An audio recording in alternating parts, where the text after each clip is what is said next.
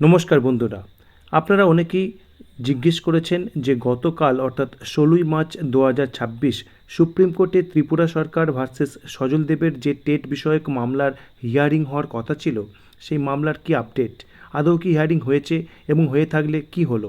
তো এই সংক্রান্ত আপডেট নিয়ে চলে এসেছি আজকের ভিডিওতে এবং এই আপডেট দেওয়ার পাশাপাশি এই ভিডিওর শেষে আপনাদের সঙ্গে শেয়ার করব একটি পজিটিভ আপডেট। তো চলুন শুরু করা যাক আজকের ভিডিও। প্রথমত দেখুন, এই যে মামলা যার হিয়ারিং গতকাল হয়েছে এবং বেশ কিছু মিনিট কিন্তু এর হিয়ারিং হয়েছে যেটুকু জানা যাচ্ছে। প্রথম কথা, এর যে আপডেটেড যে অর্ডার কপি সেটি কিন্তু এখনও পর্যন্ত ওয়েবসাইটে অ্যাভেলেবেল নয়। তো যেটুকু জানা যাচ্ছে এর হিয়ারিং হয়েছে, কিন্তু মূল যে টেট লাগবে কি না লাগবে এই সংক্রান্ত যে বিষয়, সেই বিষয়ে অনারেবল জাজ তারা কিন্তু জানিয়েছেন যে তারা মূল যে রিভিউ পিটিশনস রয়েছে টেট কানেক্টেড বিষয়ে তার সঙ্গেই কিন্তু বিষয়টি তিনি শুনবেন। অর্থাৎ এই টেটের আবশ্যকতার বিষয়টি রিভিউ পিটিশনের উপরে কিন্তু ডিপেন্ডেন্ট।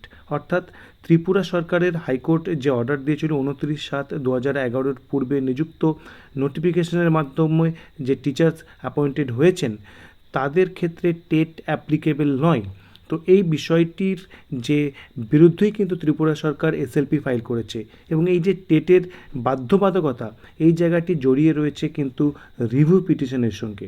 তো এক্ষেত্রে একটি পজিটিভ বিষয় উঠে আসছে এটার মাধ্যমে যে জাজ তারা কিন্তু রিভিউ পিটিশনের মাধ্যমে শুনবেন এই যে টেটের আবশ্যকতার বিষয়, অর্থাৎ রিভিউ পিটিশনস কিন্তু অ্যাকসেপ্টেড হয়েছে। এবং দ্বিতীয় বিষয়, তারা যেহেতু শুনবেন বলছেন অর্থাৎ লিসেন কথাটি ইউজ হচ্ছে, সুতরাং এটি ওপেন কোর্ট হিয়ারিংয়ের যে ডিম্যান্ড বা দাবি সেই দিকে কিন্তু যাচ্ছে বলে মনে করা হচ্ছে। অর্থাৎ মূল টেট কেসের রিভিউ পিটিশন মামলা ওপেন কোর্ট হিয়ারিং হওয়ার দিকেই যাচ্ছে খুব সম্ভবত।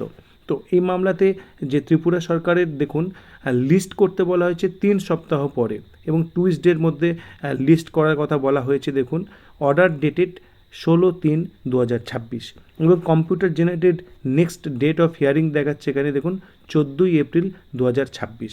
অর্থাৎ এর যে অর্ডার কপি পেলে সেক্ষেত্রে কিন্তু আমরা আরও স্পষ্টভাবে বিষয়টি জানতে পারবো।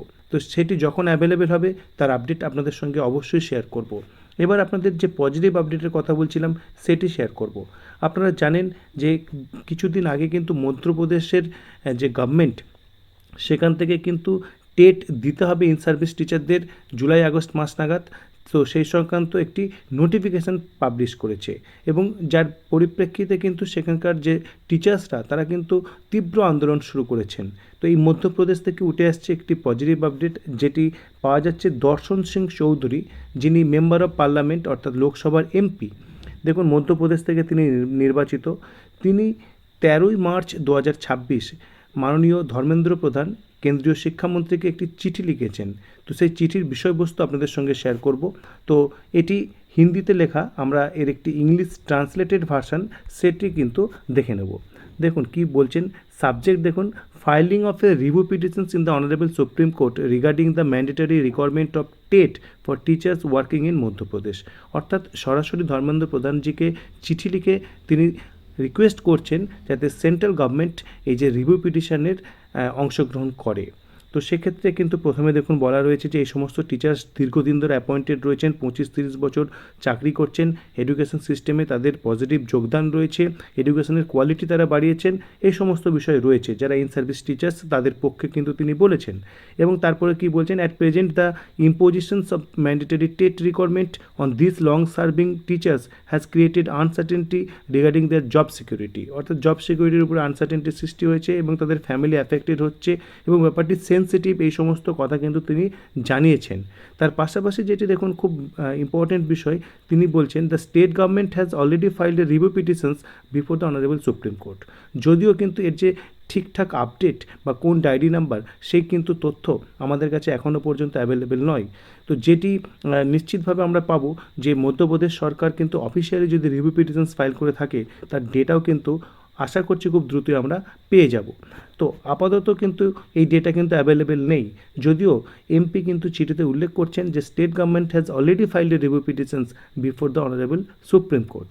তো তো তারপরে কি বলছে দেখুন, therefore I humbly request you the Ministry of Education also kindly take appropriate and sympathetic actions, অর্থাৎ এখানে সহানুভূতির মূলক কিন্তু অ্যাকশন তিনি দাবি করছেন এবং রিভিউ পিটিশনে অংশগ্রহণের বিষয়টি কিন্তু তিনি রিকোয়েস্ট করছেন। তো এটি একটি পজিটিভ আপডেট যেটি পাওয়া যাচ্ছে একজন এমপির থেকে, যিনি মধ্যপ্রদেশ থেকে নির্বাচিত। তো এই বিষয়ে পরবর্তী আপডেট কী আসে সেজন্য আমাদের অপেক্ষা করতে হবে এবং এই সংক্রান্ত ভিডিওর জন্য অবশ্যই চ্যানেলটি সাবস্ক্রাইব করুন এবং ভিডিওটি ভালো লাগলে লাইক, কমেন্ট এবং শেয়ার করুন। ধন্যবাদ।